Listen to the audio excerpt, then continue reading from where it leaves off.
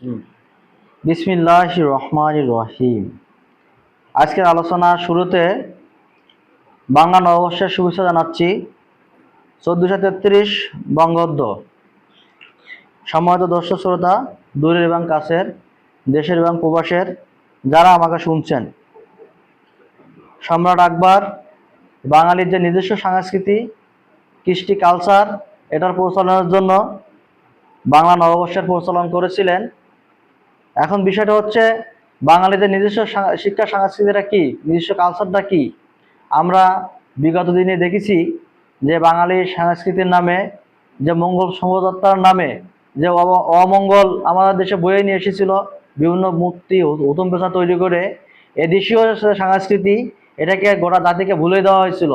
আজকে সবচেয়ে একটি ভালো একটা বিষয় হচ্ছে যে আমাদের দেশের যে প্রধান বিরোধী দল বাংলাদেশ জামাত ইসলামী এই প্রথম ঢাকার রাজপথে অত্যন্ত জাঁকজমকভাবে বাংলা নববর্ষ পালন করেছে, যেটা আমাদেরকে মধ্যে আশার সঞ্চার করেছে।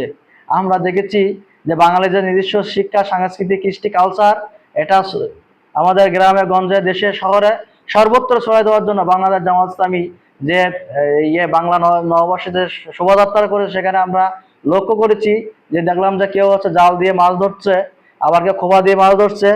এরপরে হচ্ছে একজন কৃষক সবজি নিয়ে বাজারে নিয়ে যাচ্ছে। তারপর হচ্ছে একজন জেলে, সে মাছ ধরছে, মাছ বিক্রি করতেছে।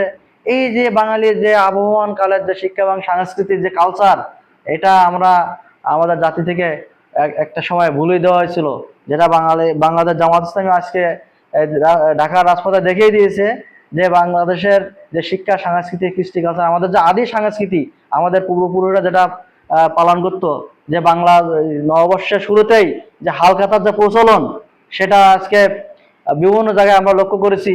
কিন্তু শুধু আমাদেরকে পান্তা ইলিশের নাম করে গান বাজনা, মানে এইগুলো করেই আমাদেরকে বলা হচ্ছে যে এটা হচ্ছে বাঙালি সংস্কৃতি। একটা আছে, একটা বিশেষ একটা পোশাক পরলো এই বাংলা নববর্ষের নাম করে, যে এটাই পয়লা বৈশাখ, এটাই পয়লা বৈশাখের সংস্কৃতি।